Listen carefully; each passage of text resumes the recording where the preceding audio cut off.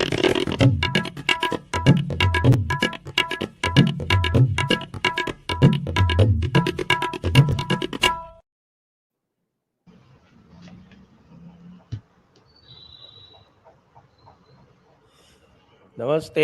आप सभी का स्वागत है आज के सायंकालीन संस्करण में। और आज हम बात करेंगे हमारे पंचमक्कार के मीडिया तत्व के बारे में कि कितने पशोपेश, कितनी कसमसाहट, कितने दुख में वो आजकल जी रहे हैं। और उसके लिए हम बात करेंगे ओंकार चौधरी जी से और विजय सरदारा जी से, जो हमारे साथ जुड़ चुके हैं इस समय। आपका स्वागत है ओंकार जी। नमस्कार। विजय जी नमस्कार, आपका नमस्कार सर। बहुत बहुत स्वागत है। मैं ओंकार जी से आरंभ करूंगा। ओंकार जी, ये जो पूरा घटनाक्रम हुआ है, उसके बाद से दी वायर वर्सेस मेटा वाला जो घटनाक्रम हुआ है, उसके बाद से क्या पूरा का पूरा हमारा लुटियंस मीडिया जो है वो शॉक में है कि सन्निपात में है कि और किसी अवस्था में है? मैं ऐसा सुन रहा हूँ, क्योंकि आप तो वहीं बैठे हुए हैं लुटियंस के पास में। आप हमें ज़्यादा बेहतर बता सकते हैं कि वहाँ क्या स्थिति चल रही है। संजय जी, पुराना इतिहास अगर उठा करके देखेंगे इनका, तो ये शौक में या सन्निपात में शुरू में दिखाई जरूर देते हैं, लेकिन ये अपनी हरकतों से बाज कभी नहीं आते। आप याद करिए एनडीटीवी वाला प्रकरण, जब प्रणय रॉय और राधिका रॉय के यहाँ सर्च वगैरह हुआ था, उसके बाद प्रेस क्लब ऑफ इंडिया में किस तरीके से एक भीड़ इकट्ठा की गई थी, पत्रकारों की, गैर पत्रकारों की, किस तरीके से नरेंद्र मोदी की सरकार को कोसा गया था, एजेंसियों के दुरुपयोग का आरोप लगाया गया था। चूंकि हम क्रिटिसाइज करते हैं सरकार को, इसलिए हमें निशाना बनाया जा रहा है, ये सब बहाने बनाए गए थे। लेकिन मामला क्या था? मामला तो बहुत गंभीर था। आप किसी बैंक का अगर दबा करके बैठे हुए हैं, फिर आप पत्रकार का चोला ओढ़ करके और ये कहें कि साहब पत्रकार को दबाया जा रहा है, डराया जा रहा है, धमकाया जा रहा है। और मामला था बिजनेसमैन प्रणय रॉय का और राधिका रॉय का। तो बिजनेसमैन अचानक से पत्रकार बन जाए और पीड़ित की मुद्रा में आ जाए और शासन प्रशासन पर, एजेंसियों पर सवाल खड़े करना शुरू कर दे, तो कितने लोग इस विलाप पर भरोसा करेंगे? कुछ कुछ वैसा ही अब देखने को मिल रहा है। इन्होंने, मैं तो देख रहा था प्रोग्राम में बैठने से पहले, 6 अक्टूबर को रिपोर्ट छापी, 11 अक्टूबर को छापी, 15 को छापी, 17 को छापी। मतलब 4 रिपोर्ट आप छाप रहे हो। और अब विक्टिम कार्ड खेलने के लिए वरदराजन भी, उनकी धर्मपत्नी भी, दूसरे लोग भी, और जो जिनका आप जिक्र कर रहे हैं लुटियन मीडिया के एक हिस्से की, और डिजीपब, न्यूज क्लिक वाले, जिनके यहाँ ऑलरेडी छापा पड़ चुका था फरवरी में, और किस किस तरह की चीजें सामने आई है। गौतम नवलखा जैसे लोगों से जो तार जिनके जुड़े हुए हैं, जिनको हम अर्बन नक्सल कहते आए हैं, ये सारा एक गैंगअप होकर के जिस तरीके से ये कार्रवाई करते हैं दिल्ली में। और अगर ये बदले की भावना नहीं थी, अगर ये किसी को बदनाम करने की साजिश नहीं थी, मंशा नहीं थी, तो आप बिना तथ्यों के 4 रिपोर्ट छाप देंगे। एक 6 को छाप रहे हैं, फिर 11 को छाप रहे हैं, फिर 15 को छाप रहे हैं, फिर 17 को छाप रहे हैं। और जब आप बुरी तरह से घिर गए और जब आपके खिलाफ मामला पुलिस में दर्ज हो गया, मामला केवल मानहानि तक सीमित नहीं है। ये जो हल्ला मचा रहे हैं कि जी मानहानि का केस है, इसमें पुलिस को इन्वॉल्व कर लिया, पुलिस ने जाके छापेमारी कर ली, इनकी डिवाइसेस वगैरह चेक करी, सारी चीजें, ये आपराधिक मामला भी है। और उसमें जो धाराएं लगी हुई हैं वो तो सीधे सीधे आपराधिक मामला है। तो पहली बार ऐसा लग रहा है कि घेरे में आ गए हैं, और ठीक तरीके से आ गए हैं। इसलिए जो मैं वो नाम नहीं लेना चाहता, विलाप किया जा रहा है विक्टिम कार्ड खेलने की कोशिश हो रही है। तो ये चीजें अब चलेंगी नहीं। आपका अभी एक एडिटर्स किसी गिल्ड भी पहले उनका फेवर करता है और बाद में रिट्रैक्ट कर लेता है। ये एक्चुअल में ये जो असमंजस है और ये जो विलाप वाली स्थिति है, ये मैंने कहा था ना कि जब एनडीटीवी के मालिकों के यहाँ छापे पड़े थे तो प्रेस क्लब में कौन कौन नहीं था, वो सारे गाली देने वाले वहां मौजूद थे। आगे जब हम चर्चा करेंगे तो और बहुत सारे इनके किस्से कहानियां हैं और इनके कारनामे हैं, उन पर भी हम चर्चा करेंगे। लेकिन मोटे तौर पर मैं यही कहूंगा कि जो कुछ अभी फौरी तौर पर, शुरुआती तौर पर दिखाई दे रहा है, इनके आंसुओं पर जाने की जरूरत नहीं है, रहम खाने की जरूरत नहीं है। अगर आपने कुछ गलत कर्म किए हैं तो आपको उनका फल भुगतने के लिए तैयार हो जाना चाहिए। जी Vijay ji, as a lawyer, ये जो पूरा केस हुआ है उसको आप कैसे देखते हैं? देखिए, सबसे पहले आपको, ओंकार जी को और सभी दर्शकों को मेरा प्रणाम। बहुत स्वागत है जी। संजय जी, देखिए, सबसे पहले तो हमें ये समझना होगा कि ये जो फोरम है इसका पर्पस क्या है और इसके प्रमोटर क्या है और इसका ऑब्जेक्टिव क्या है। अब ये मैं इसके जो इंट्रोडक्शन है मैं उसको रीड आउट करता हूं आपके दर्शकों के लिए, ताकि हम ये देखें कि क्या इन लोगों ने from legal point of view also, कि किस तरह से इन लोगों ने, आज तक हम लोगों ने क्या सुना था, फाइनेंशियल करप्शन।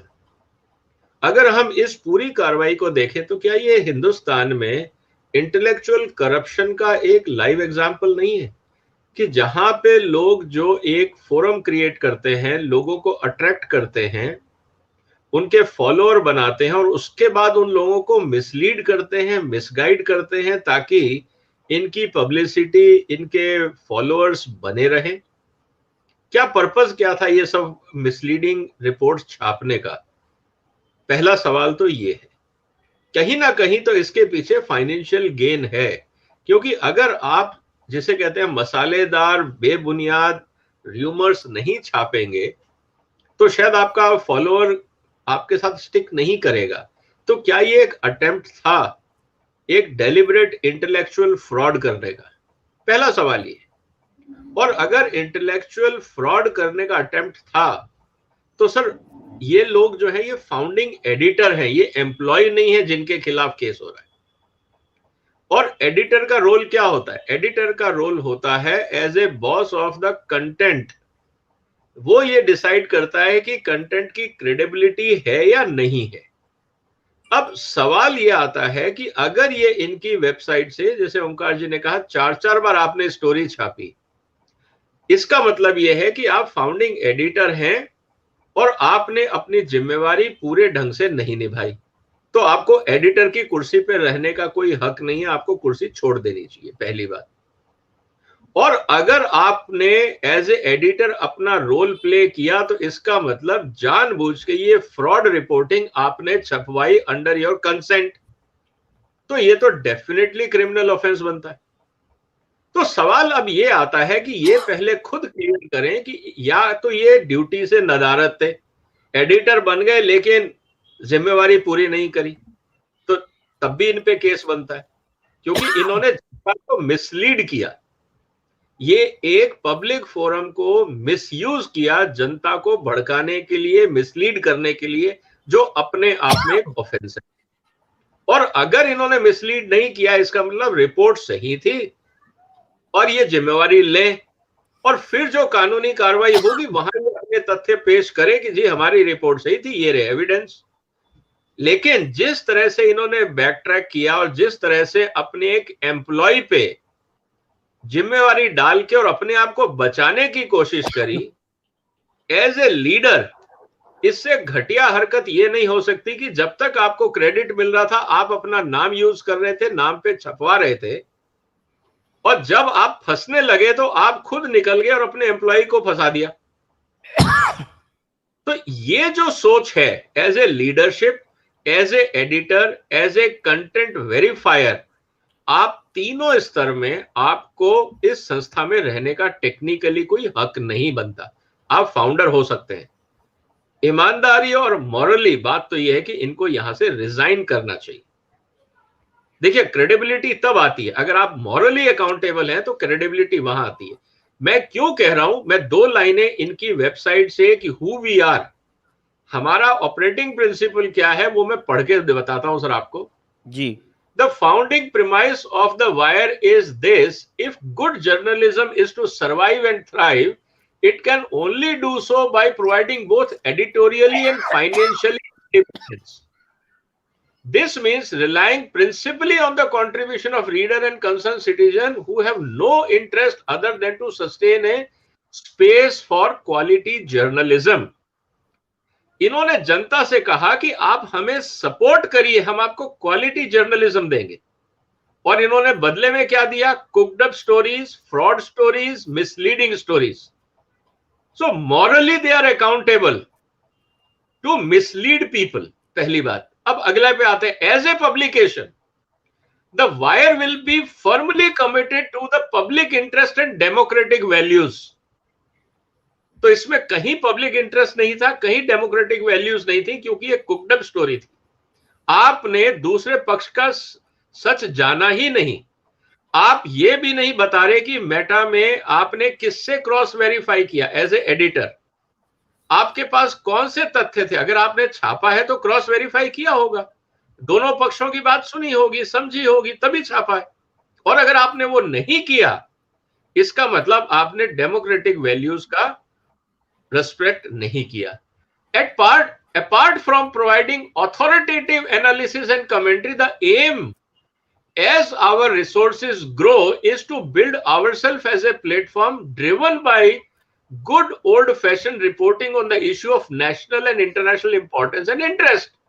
इसका मतलब यह है कि apart from providing authoritative analysis and commentary, इसका मतलब जो इन्होंने छापा, ये मानते हैं कि अथॉरिटेटिव एनालिसिस था, तो जब ये था तो अकाउंटेबिलिटी बनती है। या ये बोले कि नहीं सर, यहां हमने अथॉरिटेटिव एनालिसिस नहीं किया था, हमने फ्रॉड किया था। तो सवाल अब ये आता है कि एज ए एडिटर इनकी अकाउंटेबिलिटी क्या है? आप भाग नहीं सकते हैं, आप ये कह नहीं सकते हमको मिसलीड किया, क्योंकि एज ए एडिटर आपको इसीलिए एडिटर बनाया जाता है कि अगर आपका रिपोर्टर मिसलीड कर रहा है तो आप उसको क्रॉस वेरीफाई करें। क्योंकि यंग बच्चा है, कोई रिपोर्टर है, वो स्टोरी दे सकता है, लेकिन आपका एक्सपीरियंस, आपका एक्सपर्टाइज, आपकी क्रेडिबिलिटी किस काम की अगर फ्रॉड छप रहा है आपके नाम के साथ? इसका मतलब या तो ये डेलिबरेट फ्रॉड था और जब पकड़े तो भागने की कोशिश कर रहे हैं, या इग्नोरेंस में इन्होंने अपना नाम दिया। इसका मतलब ये पब्लिसिटी हंग्री थे कि मसालेदार स्टोरी है, अपना नाम छाप दो ताकि क्रेडिट मिल जाए, और बाद में फंस गए तो निकल लो बीच में से। तो कहीं ना कहीं ये हाईली इंटेलेक्चुअल फ्रॉड है, हाईली इंटेलेक्चुअल करप्शन है, और कहीं ना कहीं ऐसे लोगों को, मुझे लगता है कि ऐसे लोगों पे कोड ऑफ कंडक्ट, ऐसे एडिटर्स पे कोड ऑफ कंडक्ट बनाना चाहिए प्रेस क्लब को, प्रेस सोसाइटीज को हिंदुस्तान में, कि सो कॉल्ड इन्फ्लुएंशियल लोग जो एडिटर बन जाते हैं, ये अपनी जिम्मेवारी से भागे नहीं, और अगर ये गलती करते हैं तो गलती की सजा क्या होगी ये भी प्री डिसाइडेड होना चाहिए। लेकिन ये कहना क्योंकि हमारे पास फ्रीडम ऑफ एक्सप्रेशन है, हम जर्नलिस्ट हैं, तो हमारे सारे क्राइम माफ, उससे लगता है कि इससे ज्यादा डेमोक्रेसी का मजाक नहीं हो सकता कि डेमोक्रेसी के नाम पे आप जनता को फ्रॉड परोसो और फिर कहोगे जी हम तो हमारे अगेंस्ट फ्रीडम ऑफ एक्सप्रेशन और फ्रीडम ऑफ प्रेस जो है उसके अगेंस्ट कार्रवाई हो रही है। ये फ्रीडम ऑफ एक्सप्रेशन नहीं है, ये misuse of freedom of expression है, ये fraud of in the name of freedom of expression है। मिसयूज और फ्रॉड के खिलाफ कार्रवाई होनी चाहिए, क्योंकि इन्होंने इस कार्रवाई से पूरी पत्रकारिता जगत को बदनाम किया। ऐसे लोगों के खिलाफ कार्रवाई होनी चाहिए। This should be created as an example.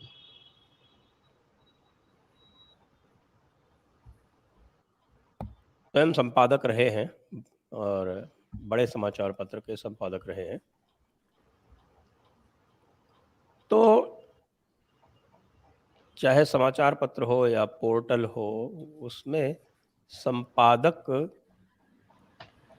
इसका कर्तव्य होता क्या है?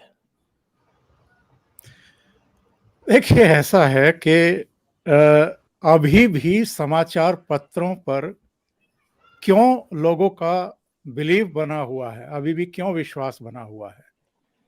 क्योंकि वहाँ पर एक हायरार्की अभी भी है संजय जी और विजय जी। चीफ एडिटर होता है, एडिटर होता है, न्यूज़ एडिटर्स होते हैं और इसके अलावा चीफ सब एडिटर होते हैं, फिर सब एडिटर होते हैं। यानी एक पूरा सिस्टम बना हुआ है। कभी भी जब न्यूज़ रूम में, न्यूज़ डिवीज़न में कोई ऐसी खबर आती है कि जिस पर सब एडिटर को एडिटिंग करते हुए ज़रा-सा भी संदेह होता है, तो वो सीधा अपने चीफ सब को रिपोर्ट करता है। चीफ सब संबंधित न्यूज़ एडिटर से बात करता है। वहाँ तक अगर मामला क्लियर ना होने पाए, यानी न्यूज़ एडिटर को भी इस बात का थोड़ा-सा भी संदेह हो कि भई रिस्की है मामला, इसकी अभी पुष्टि नहीं हुई है या उस तरीके से इसको हम, यानी अगर कोई भी ज़रा-सी भी रंच मात्र भी आपके दिमाग में कोई बात आ गई है, तो न्यूज़ एडिटर तुरंत अपने एडिटर से परामर्श करता है। यहाँ तो जो संस्थापक आपका एडिटर है, वो अपने नाम से उस स्टोरी को छाप रहा है। मतलब आप दुस्साहस और बेशर्मी देखिए। और बाद में और करेस्पॉन्डेंट पे एफआईआर करवा रहा है। हाँ, और इनकी पत्नी क्या कह रही है, बहुत दिलचस्प है। इनकी पत्नी कह रही है, नंदिनी सुंदर, कि साहब ये जो देवेश कुमार है, इसके द्वारा आपराधिक धोखाधड़ी की गई है। हम तो, यानी द वायर तो इसका शिकार है। दूसरे दूसरे मतलब अब आप अपने नाम से स्टोरी छाप रहे हैं और रिपोर्टर का नाम लेकर के कह रहे हैं कि उसने आपराधिक धोखाधड़ी कर दी हमारे साथ। और वो ये भी कह रही हैं, मतलब अगला सेंटेंस उनका और ज़्यादा मतलब घातक है। वो कह रही हैं कि ये पता नहीं है कि वो अपने दम पर ये आपराधिक साजिश रच रहा था या किसी के इशारे पर कर रहा था। मतलब उस वो कह रही हैं कि वो इतना सीधे-सीधे मासूम है। सीधे-सीधे नरेंद्र मोदी का, अमित शाह का नाम लिखवा देते और तो क्या। हाँ, तो और फिर ये कह रही हैं कि साहब अमित मालवीय ने जो एफआईआर दर्ज कराई है, उसमें दीपक का नाम भी नहीं लिखा गया है। एफआईआर में दीपक का नाम भी नहीं लिखा गया। अरे दीपक का जब बाईलाइन स्टोरी ही नहीं है, वरदराजन की है या एक और सज्जन की है, तो दीपक कुमार के खिलाफ एफआईआर कैसे होगी? दूसरी बात, ये आगे कह रही हैं कि साहब मेटा के सिंगापुर में तैनात किसी अधिकारी के हवाले से दीपक कुमार ने ये सारी सामग्रियां उपलब्ध कराई थी, वीडियो उपलब्ध कराया था। तो हमने पहले तो जो इंस्टाग्राम की स्टोरी हटाई गई थी, उसमें पता चला कि वो अमित मालवीय के कहने पर हटाई गई है। उनको ऐसी पावर दे दी थी मेटा ने, इसलिए हमने पहली स्टोरी चला दी। फिर इन्होंने सिंगापुर में बैठे हुए किसी फिलिप चुआ, उनके नाम से फिर एक और स्टोरी हमें थमा दी, हमने वो भी प्रकाशित कर दी। और हम क्यों संदेह करें अपने रिपोर्टर पर? मतलब तब तक तो कोई संदेह नहीं कर रहे थे, लेकिन जब स्टोरी छप गई और फिर 15 और 17 तारीख में भी आपने बिना उस संवाददाता पर मतलब संदेह किए हुए फिर छाप दी कि साहब इलेक्ट्रॉनिक दस्तावेजीकरण पे आधारित स्टोरी थी, इसलिए हमने 15 और 17 में छाप दी। लेकिन जब रिपोर्ट दर्ज हो गई, एफआईआर दर्ज हो गई और गंभीर धाराओं में दर्ज हो गई, तब इनकी नींद खुली। और बेशर्मी देखिए कि शुरू में इन लोगों ने एक फर्जी ईमेल बनाई कि मेटा के किसी अधिकारी ने हमें ये मेल भेज करके एक तरीके से पुष्टि की है जो हम कहानियां छाप रहे हैं। और इस बेशर्मी की वजह से ही जालसाजी, धोखाधड़ी, मनगढ़ंत और आपराधिक साजिश में संलिप्तता की धाराओं में मामला दर्ज किया गया है संजय जी। इसलिए क्योंकि ये इन्होंने ना केवल मानहानि करने की कोशिश की, बल्कि उसकी बनी बनाई एक जो साख होती है किसी भी व्यक्ति की, उसको आप ध्वस्त कर रहे हो। एक एजेंडा पत्रकारिता के तहत आप ये हरकत कर रहे हो, तो ऐसे में आपकी बख्शीश कैसे हो सकती है? और बाद में जब इन्होंने देखा कि एंडी स्टोन नाम के जिस अधिकारी का नाम लेकर के इन्होंने फर्जी ईमेल खड़ी करने की कोशिश की थी, जब वहां से भी मना ही हो गई कि ऐसी तो कोई मेल भेजी नहीं गई है, यानी फर्जी एक मेल इन्होंने तैयार करके अपनी खाल बचाने की कोशिश की आखिरी टाइम में। जब वहां भी नहीं मामला चला, तो फिर इन्होंने दीपक को एक तरीके से, पूरी तरीके से उसका गुनहगार बताते हुए अपनी खाल बचाने के लिए ये हरकत की है। तो सवाल ये है कि सीधे सीधे दिखाई दे रहा है कि नेग्लिजेंसी भी है, इसके पीछे एक गलत मंशा भी है। तो ऐसे में आप बच करके कैसे निकल पाएंगे? नहीं बच सकते। जी, विजय जी, आप कैसे देखते हैं इस पूरी जालसाजी को? क्योंकि जो बता रहे हैं और जो हम पहले भी डिस्कस कर चुके हैं कि न केवल एक इंस्टीट्यूशनल फेलियर है, जो कि कह सकते हैं कि आपके जर्नलिस्टिक वैल्यूज़ और एथिक्स का मामला बनता है। वस्तुतः ये जो साजिश है, ये बहुत समय से चल रही है, और क्या यह उचित नहीं होगा कि इस केस को एनआईए को सौंप दिया जाए और जो डीप अंतर्राष्ट्रीय षड्यंत्र है, गहरा, उसकी जांच की जाए? बिल्कुल सही है। देखिए संजय जी, एक आतंकवादी कैसे बनाया जाता है, लेट्स अंडरस्टैंड कि जिस तरह का इंफॉर्मेशन सर्कुलेशन होता है उसका इम्पैक्ट समाज में क्या होता है। बहुत सारे आपने देश में अनरेस्ट, आतंकवादी घटनाएं, दंगे, प्रदर्शन, शुरुआत होती है र्यूमर से, मिसलीडिंग इंफॉर्मेशन से। तो मिसलीडिंग इंफॉर्मेशन एक आदमी को पत्थर मारने से प्रेरित करने से लेकर, गाली गलौज करने से लेकर, आतंकवादी बनाने तक एक मिसलीडिंग इंफॉर्मेशन का रोल होता है। इसीलिए आपने देखा होगा सर, और हिंदुस्तान का कानून है, आप दोनों में से ज्यादा जानते हैं कि हमने कभी भी जो मीडिया, चाहे वो प्रिंट हो, टीवी हो या इंटरनेट हो, जिसको हम न्यूज कहते हैं, उस पे कभी भी भारत सरकार ने या कोई भी देश किसी विदेशी का प्रभुत्व नहीं देता है, क्योंकि उसका यह कहा जाता है कि इससे आप लोगों के मानसिकता को दूषित कर सकते हैं। यह बहुत क्लियर है, क्योंकि पॉइजनिंग ऑफ ब्रेन इंफॉर्मेशन के माध्यम से किया जाता है। अब सवाल यह आता है कि जब इस तरह की हमारे देश के अंदर इन द नेम ऑफ पत्रकारिता, जर्नलिज्म के नाम पे जब इस तरह का समाज में पॉइजनिंग किया जाता हो, तो उसको आप क्या कहेंगे? ना इसमें तथ्य है, ना वेरिफिकेशन है, ना कुछ है। एक फिक्टिशियस स्टोरी बनाई गई और एक एजेंडा के तहत किसी को टारगेट किया गया, और जब पकड़े गए तो वहां से भागने की कोशिश करी। ये टिपिकल, जैसे एक आतंकवादी, एक क्रिमिनल होता है ना, एक चोर क्या करता है सर? चोर पहले पूरा प्लान करता है चोरी करने का, और जब उसको लगता है कि मैं पकड़ा जाऊंगा तो वो सीन से भागने की कोशिश करता है। ये एग्जैक्ट सेम एनालॉजी यहां है। अब प्रॉब्लम यह है कि इस देश में हम लोगों ने यह समझ लिया है कि अगर आप पत्रकार अपने नाम के आगे लिख देते हैं तो मतलब आपको कॉन्स्टिट्यूशनल प्रोटेक्शन मिल जाता है इन the name of freedom of speech और फ्रीडम ऑफ प्रेस। ये जो मिसयूज ऑफ लेबल है, जैसे पुलिस वालों का हाल क्या होता है कि आप पूरी दुनिया को तो चालान कर सकते हो, लेकिन खुद पुलिस वाला बगैर हेलमेट के मोटरसाइकिल चला रहा है तो उसका चालान कौन करेगा? या आप ओवर स्पीडिंग कर रहे हैं तो आपका चालान कौन करेगा? क्योंकि आप तो खुद ही एनफोर्समेंट एजेंसी हो। एनफोर्समेंट एजेंसी अगर वायलेशन करती है तो उस पर चालान कौन करेगा? यही हाल पत्रकारिता का है।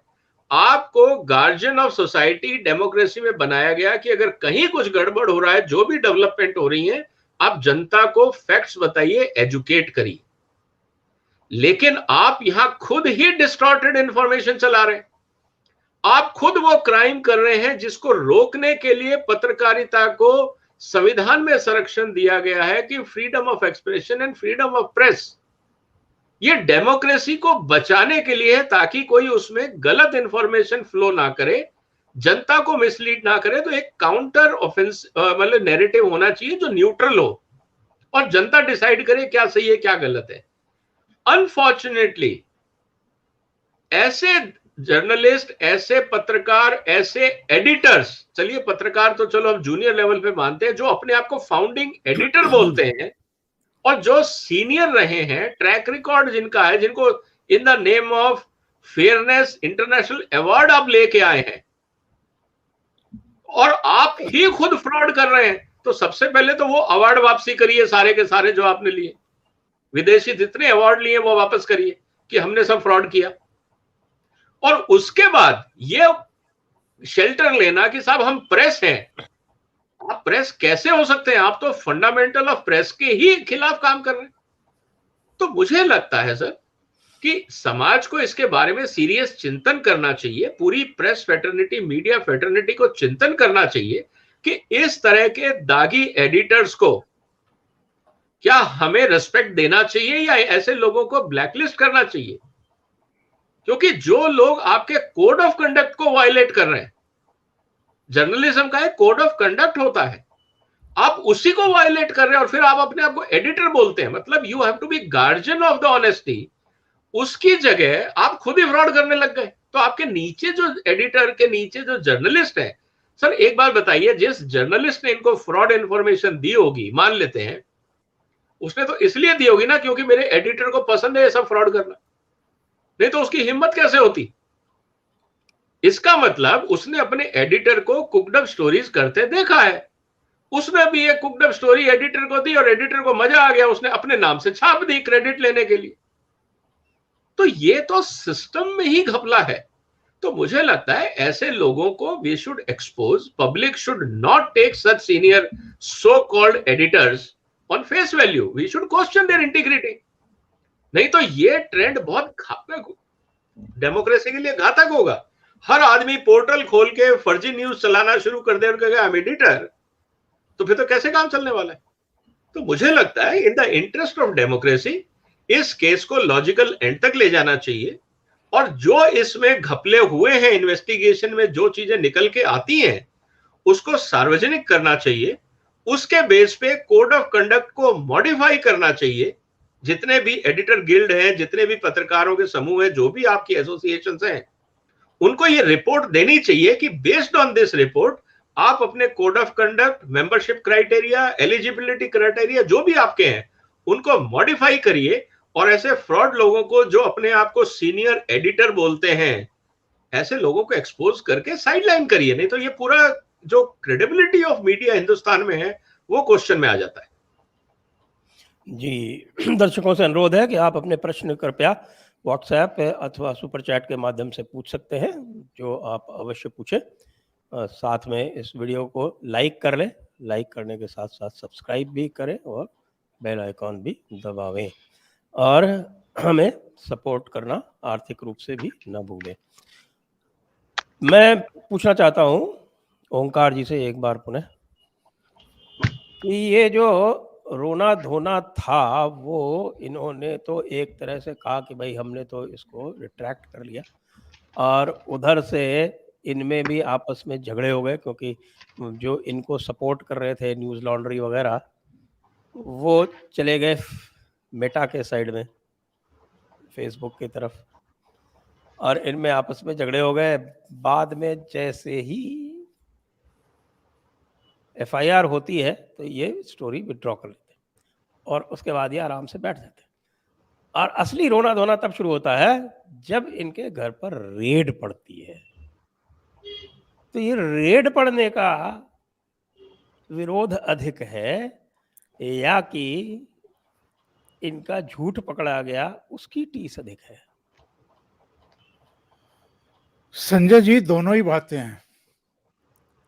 ये खास तौर से जो दिल्ली के पत्रकार हैं, मैं तो बहुत सालों से हूँ दिल्ली में और देख रहा हूँ, और मैंने पीएमओ भी कवर किया है, होम मिनिस्ट्री भी कवर की है, लोकसभा भी कवर की है, एआईसीसी कांग्रेस भी कवर की है, कई साल तक की है। यहाँ जितने पत्रकार हैं और ख़ास तौर से जो वामपंथी पत्रकार हैं, जिनको हम लिबरल बोलते हैं पंचबक्कार बोलते हैं सर आजकल। उनको आप कभी भी फोन करिए, कभी भी फोन करिए, मैं बीते सालों की बात कर रहा हूँ, 2014 से पहले की बात कर रहा हूँ, आजकल नहीं। तो उनमें से ज्यादातर या तो पीएमओ से होकर के आ रहे होते थे, या हाउस गए हुए होते थे, या किसी बड़े मिनिस्टर का नाम लेते थे कि वहां जो है गए थे।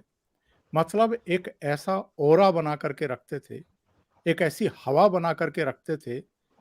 बहुत सारे लोग तो यही सोचते थे कि यार बड़ा मौज ले रहे हैं ये लोग तो। और जरा देखिए, याद करिए उन चीजों को, नीरा राडिया, टेप प्रकरण और तमाम दूसरे जो कारनामे हुआ करते थे, धंधे हुआ करते थे, जो दलाली होती थी, खुली दलाली होती थी कि मंत्री कौन बनना है और मंत्री को डिपार्टमेंट कौन सा मिलना है, ये भी दिल्ली के लुटियन जोन के पत्रकार तय करते थे साहब। वो तो सब पकड़े गए, मतलब उनकी उनकी वो कारस्तानियां पकड़ी गई, अंदर तो नहीं गए लेकिन पकड़े गए, पता लगा, बदनामी मिली। पर अपनी हरकतों से कभी भी ये लोग बाज आएंगे नहीं। एक बात जो आपने पूछा, उस पे आने से पहले मैं आपको बताता हूं कि ये जो अंतरराष्ट्रीय स्तर पर इंडेक्स बनते हैं, जो रेटिंग एजेंसी के जरिए, या कौन सी फ्रॉड एजेंसियां हैं ये जो बताती हैं कि साहब भारत में अभिव्यक्ति की स्वतंत्रता छीनी गई है और नीचे चली गई है, और ये 134 से 138 हो गई है, फिर पता लगा अगले साल 141 हो गई है, फिर पता लगा 144 से भी ऊपर चली गई है। ये कौन तय करवाता है? ये कौन भेजता है इस तरह के आंकड़े? कौन झूठ बोलता है अंतरराष्ट्रीय एजेंसियों से? यही लोग हैं। और यही लोग रोजाना अलग अलग टेलीविजन चैनलों पर बैठ करके गवर्नमेंट के बारे में तमाम तरह की वो बातें करते हैं, जिन पर पब्लिक तो कम से कम यकीन नहीं कर रही है कि जो कुछ ये कह रहे हैं। तो ऐसे में बड़ा सवाल तो ये उठता है ना कि फिर अभिव्यक्ति की स्वतंत्रता का हनन कहाँ हो गया? जब आप रोजाना बैठ करके सरकार को गरिया रहे हैं और सरकार की आलोचना कर रहे हैं, जो आपके मन में आ रहा है आप वो। अब राफेल प्रकरण पर क्या हुआ था? लाइव प्रेस कॉन्फ्रेंस होती थी राहुल गांधी की, और वो सब प्रसारित होती थी। इनके सत्ता में आने से पहले अरविंद केजरीवाल एंड कंपनी क्या करते थे? ये भी लाइव प्रेस कॉन्फ्रेंस करते थे। कोई एक कागज जो है ऐसे लहराते थे कि ये हमारे पास सबूत हैं, और सारे मीडिया हाउसेज जो है इनकी प्रेस कॉन्फ्रेंस को लाइव दिखाते थे। ये प्रेस अभिव्यक्ति की स्वतंत्रता का हनन है क्या इस देश में? किसी को भी कुछ भी कहने का, और मीडिया हाउसेस को झूठा, सच्चा, मक्कारपूर्ण तरीके से कही गई बातों को किसी को बदनाम करने के लिए मेलाफाइड तरीके से कुछ भी कहिए, वो सारी चीजें प्रकाशित हो जाती हैं, प्रसारित हो जाती हैं।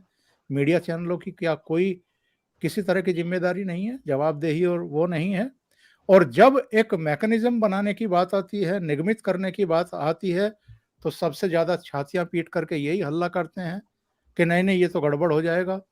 ये तो जो हमें जो एक अभिव्यक्ति की स्वतंत्रता मिली हुई है, 19A में जो एक हमें आज़ादी मिली हुई है, उसका हनन हो जाएगा। तो ये सारे चिल्लाने वाले लोग यही हैं, यही लोग सर्टिफिकेट बांटते रहे हैं कौन पत्रकार है और कौन पत्रकार नहीं है। अगर कोई मौजूदा सरकार के बारे में फेवर में कुछ कह दे तो वो गोदी मीडिया है, लेकिन ये अगर राहुल गांधी की प्रशस्ति करें, वामपंथियों की प्रशस्ति करें, तो इनको आप कोई नाम नहीं दे सकते, क्योंकि ये तो सर्टिफिकेट बांटने वाले लोग हैं। तो दिल्ली का आलम बहुत निचले स्तर पर है, हालात निचले स्तर पर हैं, और वो इनकी वजह से है। जो पुलिस की कार्रवाई हुई है, या जो भी कार्रवाइयां इस समय चल रही हैं, इससे जो तिलमिलाहट आपको दिखाई दे रही है, उसकी वजह ही ये है कि ये अपने आप को, अपने आप की प्रतिष्ठा को इतना ऊंचे स्थान पर रखते हैं। 100 गुनाह करने के बावजूद इनको लगता है कि इनसे तो जवाब तलबी होनी नहीं चाहिए, इनकी तो जिम्मेदारी तय होनी नहीं चाहिए, इनके यहाँ तो पुलिस आ कैसे गई, घुस कैसे गई, उसने सर्च कैसे कर लिया, उसने कुछ डिवाइसेज और कुछ दस्तावेज बरामद कैसे कर लिए, ये तो मानहानि का मामला है, तो सिविल कोर्ट में चलेगा, सालों साल चलेगा, बाद में चुपके से वैसा ही कुछ कर लेंगे जैसे अरविंद केजरीवाल ने अरुण जेटली से और नितिन गडकरी और कुछ दूसरे लोगों से किया था, मामला खत्म हो जाएगा। पर इनको ये अंदाजा नहीं था कि भाई 100 गालियां, 99 गालियां सुनने के बाद तो 100 पर प्रहार तो उस समय भी हो गया था, तो अब भी इसके लिए तैयार रहना चाहिए। अगर आपने ये तय कर रखा है कि आप गालियां ही देते रहेंगे और आपके खिलाफ कोई कार्रवाई कभी होगी ही नहीं, ये ठीक है कि मोदी साहब भी और उनकी सरकार भी बहुत कुछ ज्यादा ही रहमदिल रहे हैं इन लोगों पर, कभी कोई कार्रवाई नहीं, कभी इनके खिलाफ कोई उस तरह की आक्रामकता से कोई जवाबदारी नहीं, किसी भी तरह का, शांति से सब चीजें झेल झेल करके प्रवक्ताओं को कहा कि बस अपना पक्ष दे दीजिए, बाकी कोई कार्रवाई मत करिए। लेकिन कब तक शांत रहेगा और चुप रहेगा? अगर आप किसी को बदनाम करने की कोशिश करेंगे, और ये कोई छोटा मोटा अपराध नहीं है जो किया गया है, सत्तारूढ़ पार्टी के मीडिया डिपार्टमेंट के हेड हैं, पार्टी के प्रवक्ता हैं, उनकी अपनी एक साख है, उनकी अपनी एक विश्वसनीयता है। अगर आप ऐसे आदमी पर ये आरोप लगाते हैं कि उनके इशारे मात्र से इंस्टाग्राम से या फेसबुक से 700 से ज्यादा पोस्ट हटा दी गई हैं, इसका मतलब ये है कि आप पूरी सरकार को कटघरे में खड़ा कर रहे हैं, उस पर अटैक कर रहे हैं। इसलिए जो कार्रवाई हुई है उसको आप ये नहीं कह सकते कि कोई अन्याय हो रहा है या इनकी आवाज को दबाने की कोशिश हो रही है। हर एक की एक जवाबदेही, एक जिम्मेदारी होनी चाहिए। और जैसा विजय जी ने कहा था, ये तो संपादक हैं, संपादक की तो और ज्यादा जिम्मेदारी हो जाती है। आप अगर खुद अपराध में लिप्त पाए जा रहे हैं, तो आपका तो वही हाल होना चाहिए ना जो अभी ट्विटर में एलन मस्क ने किया है। तो आपने कोई भी अगर गलती की है तो आपको तो पद पर रहने की बिल्कुल भी इजाजत नहीं होनी चाहिए। जी जी, बस अंत में मेरा प्रश्न आपसे इससे पहले कि हम दर्शकों पर चलें विजय जी, वो ये है कि ये सिद्धार्थ वरदराजन जो कि अर्बन नक्सल नंदिनी सुंदर के पति हैं, ये अमेरिकी नागरिक हैं और ओसीआई कार्ड होल्डर है। उस ओसीआई कार्ड के बेसिस पे ये भारत में रहते हैं और पत्रकारिता करते हैं। अब आपको भी पता है कि ओसीआई कार्ड जो है उनके कुछ शर्तें होती हैं, कुछ नियम होते हैं। जिस प्रकार के एक्टिविटीज में ये सम्मिलित हो रहे हैं, क्या इनका ओसीआई कार्ड रद्द नहीं कर देना चाहिए? देखिए, सबसे पहले एक नहीं, इस पे तो कई कार्रवाइयां बनती हैं सर, क्योंकि सबसे पहले देखिए हम किसकी बात कर रहे हैं। हम उस इंसान की बात कर रहे हैं जो अपने आप को एडिटर बोलता है, जो अपने आप को जिम्मेवार नागरिक बोलता है, जो ये कहता है कि डेमोक्रेटिक वैल्यूज के संरक्षण के लिए मैंने अपने आप को तैयार किया है और 25 साल के एक्सपीरियंस के बाद मैंने ये ऑर्गेनाइजेशन बनाई। इसका मतलब ये है कि आपके पास एक एडिशनल रिस्पॉन्सिबिलिटी है एज ए इंडिविजुअल। अगर आप अपने आप को जर्नलिस्ट, अपने आप को एडिटर बोलते हैं तो दूसरी आपके पास मान मर्यादाएं होती हैं, आपकी अपनी सिटीजनशिप और आपके अपने जो प्रावधान है जिसके तहत आप किसी कंट्री में रह रहे हो, उसकी भी कुछ लिमिटेशंस होती हैं, उसको भी ध्यान में रखना है। और तीसरा, ओवर एंड अबव, एक रिस्पॉन्सिबल आदमी एज ए बिजनेस लीडर, क्योंकि आप फाउंडिंग एडिटर हैं, आप कोई सिर्फ कागजी कार्रवाई वाले नौकर नहीं है किसी दुकान में। आप, सीधी सी बात है कि आपने एक ऑर्गेनाइजेशन चलाई है विद ए प्रॉफिट मोटिव। आप पैसा इकट्ठा कर रहे हैं लोगों से, बदले में आपने ये कहा था कि हम आपको क्रेडिबल इंफॉर्मेशन देंगे, न्यूज देंगे विद ऑथोरिटेटिव एनालिसिस। उसके बदले में आपने लोगों से पैसा मांगा है, क्राउड फंडिंग करी है, सब अकाउंट पे आप फेल हुए हैं। मुझे लगता है कि ऐसे लोगों के खिलाफ, क्योंकि अगर भारत सरकार ने कार्रवाई नहीं करी तो ये लगेगा कि Bharat is a soft state. और जो बात रही अभी पहले ओंकार जी ने कहा कि साहब रेटिंग भारत में पत्रकारिता स्वतंत्रता की, अभिव्यक्ति की स्वतंत्रता का हमारी रेटिंग कम जा रही है। सर ये सारे अर्बन नक्सल अगर मिलके, आप क्या समझते हैं अमेरिका में अर्बन नक्सल नहीं होंगे, या यूरोप में नहीं है, या इंडिया में नहीं है, या चाइना में नहीं है, या जापान में नहीं है? ऐसे लोग जो एसेंट्रिक हैं, जो सिर्फ अपने लिए जीते हैं और अपने आप को समाज और संविधान से आगे समझते हैं, क्योंकि मैं एडिटर हूं तो मैं सबसे बड़ा हो गया, मतलब मैं भारत सरकार के कोई भी संवैधानिक पद से मैं ऊपर हो गया, बगैर किसी क्वालिफिकेशन के, बगैर किसी सिलेक्शन प्रोसेस के, क्योंकि आपने 4 दोस्तों ने मिलकर एक दुकान खोल ली, आप उसके एडिटर बन गए। आप जब एडिटर बन गए तो मतलब अब आप अपने आप को संवैधानिक पद पे आ ले आए खुद ही। आप गवर्नर, प्राइम मिनिस्टर, प्रेसिडेंट, सारे संवैधानिक पदों से आप अपने आप को ऊपर मानने लगे और फिर हर एक को क्रिटिसाइज करने लगे। और जब आपकी चोरी पकड़ी गई तो आप विक्टिम कार्ड खेलने लगे। तो कहने का मतलब है कि ऐसा जो फ्रॉड इस देश में इन द नेम ऑफ डेमोक्रेसी चल रहा है, और अगर सिर्फ ये कुछ अपने घर तक करते बहुत अच्छी बात थी, ये लोग समाज में जहर फैला रहे हैं, मानसिक जहर, ब्रेन पॉइजनिंग का काम कर रहे हैं लोग। ऐसे लोगों को हम लाइटली कैसे ले सकते हैं? ये आम आदमी नहीं है, ये पढ़े लिखे समझदार लोग हैं, ये सब प्रोज एंड कॉन्स जानते हैं। तो ये जब इस तरह की मिसलीडिंग हरकत करते हैं तो this is a planned conspiracy, क्योंकि इनको पता था कि इसका असर क्या होने वाला है। अनफॉर्चुनेटली ये पकड़े गए। तो कहने का मतलब है कि ये सीरियस, जैसे एक तो होता है ना फूड पॉइजनिंग, आप खाने में जहर मिला दो, किसी के लाइफ के अंदर थ्रेट कर दो, उसके ब्लड में, उसके किसी तरह से आप उसको मार दो, तो वो एक मतलब मर्डर कहा जाता है। जब आप लोगों के दिमाग में जहर भर रहे हो, उसको क्या कहा जाएगा? वो डेमोक्रेसी हो गया। आज अगर हम ये कह रहे थे कि पत्थरबाज जो बच्चे थे कश्मीर में, उनको 500-300 रुपए लेके ये कहा जाता था कि यार बेटे आर्मी फोर्सेस पे पत्थर फेंको, उन बच्चों के दिमाग में पॉइजनिंग किसने करी? हर फ्राइडे को बाहर निकल के पत्थरबाजी करना, ये पॉइजनिंग कौन कर रहा था? इसी तरह की लिटरेरी सोसाइटी में, मिडिल क्लास में जो लोग इनके फॉलोअर हैं, उनके ब्रेन पॉइजनिंग कौन कर रहा है? यही लोग कर रहे हैं, यही एडिटर अकाउंटेबल है।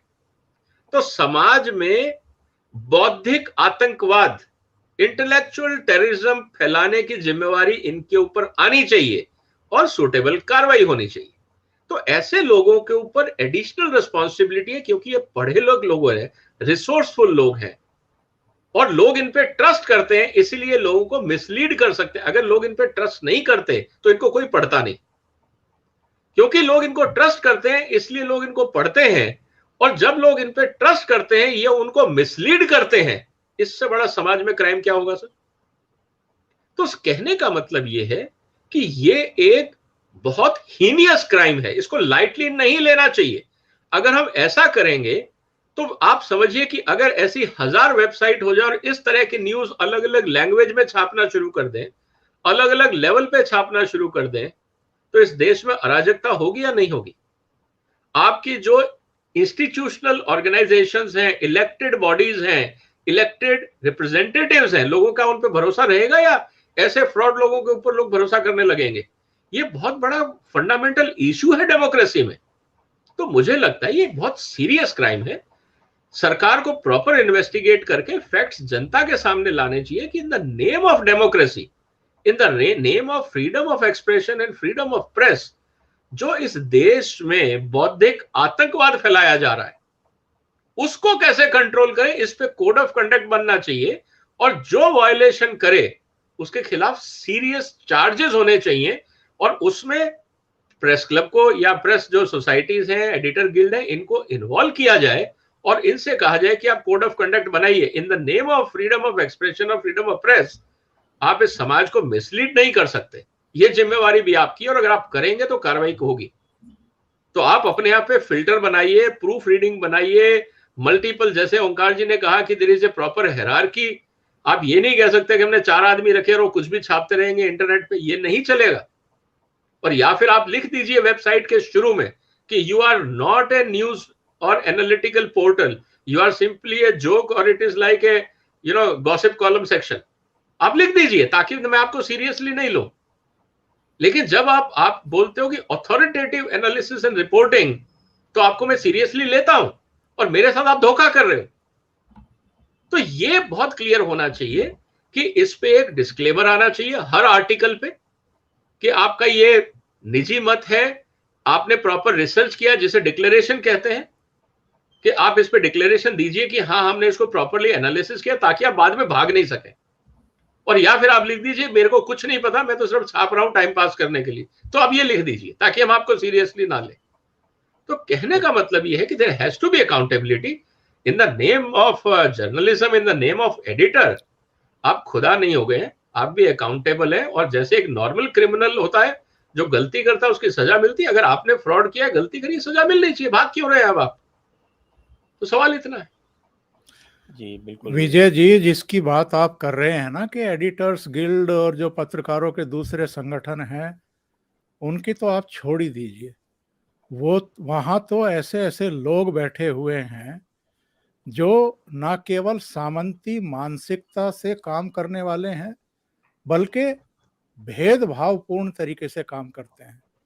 उनमें से कोई अगर किसी संकट में फंस गया है, किसी मामले में उसकी जांच पड़ताल हो गई है, उसके यहाँ छापा वगैरह पड़ गया है, तो ये लोग बोलते भी हैं थोड़ा सा।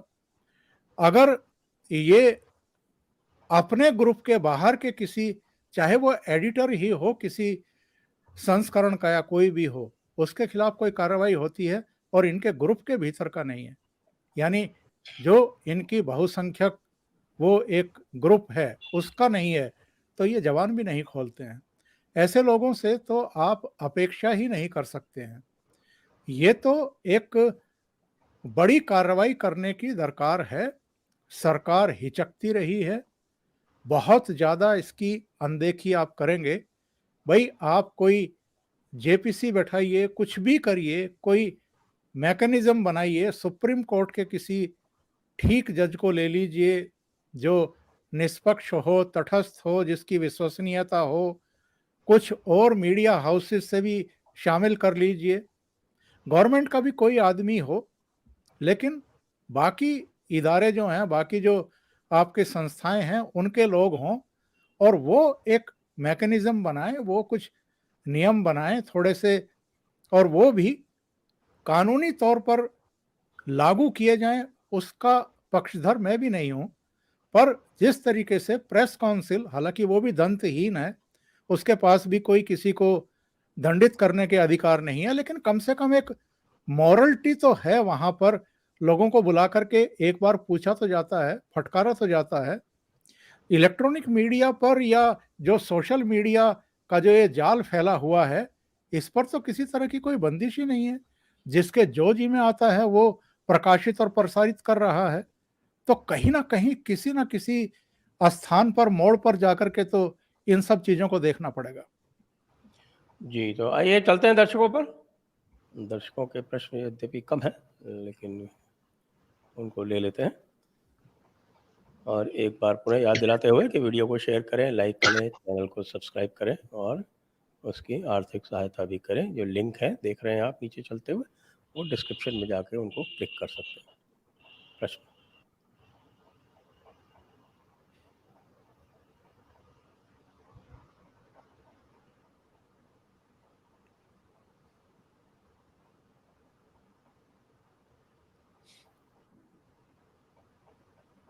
प्रश्न लाएं सामने।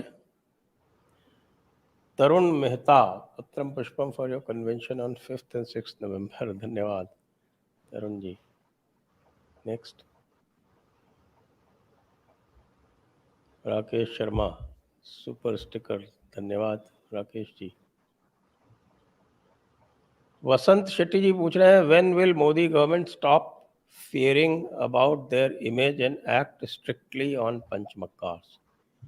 Makkars are on free run as the government is always afraid to act on them, fearing backlash and government will lose its image globally. Government को इमेज की अधिक चिंता है, पंचमक्कारों को ठीक करने की नहीं है। बताएं। देखिए, वही बात हो रही थी कि सरकारें जो हैं वो हिचकती रही हैं।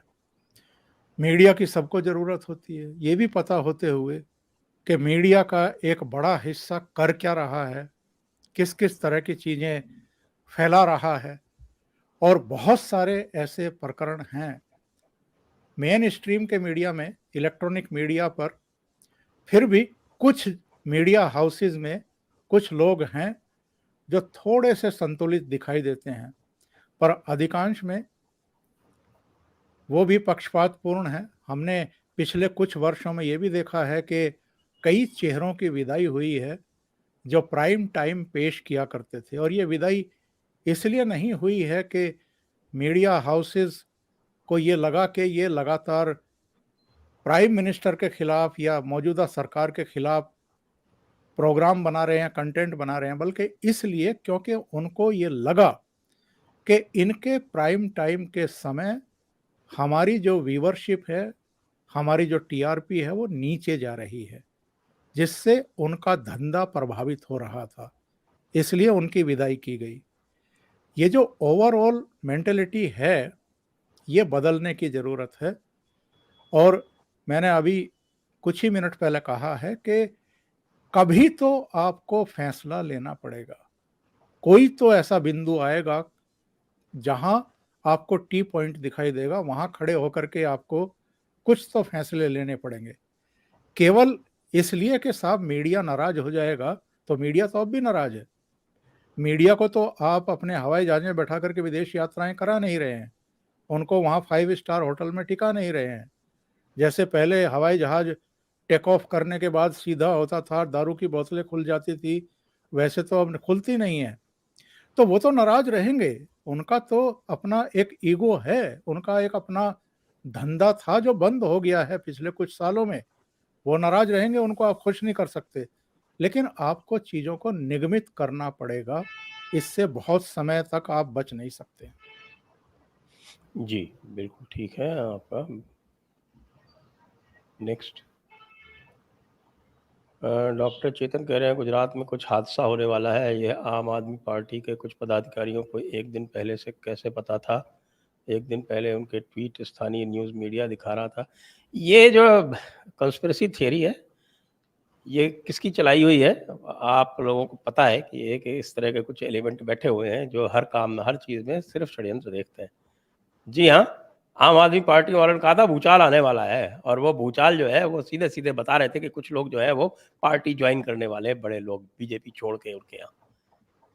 उसको इससे जोड़ दिया गया। मोरबी वाले में मैं पहले भी बता चुका हूँ, मैंने ट्वीट कर दिया कि भैया वो जो पुल को हिला रहे थे वो वहाँ का नॉर्मल कंडक्ट था, और जो पुल के बारे में जो ट्रैवलॉग इत्यादि हैं वो देख लें, उसमें सब में लिखा है कि पुल पे इस पुल का मजा ही इसको हिलाने में। तो ऐसा नहीं कि कोई ऐसी अनहोनी एक्टिविटी हो रही थी।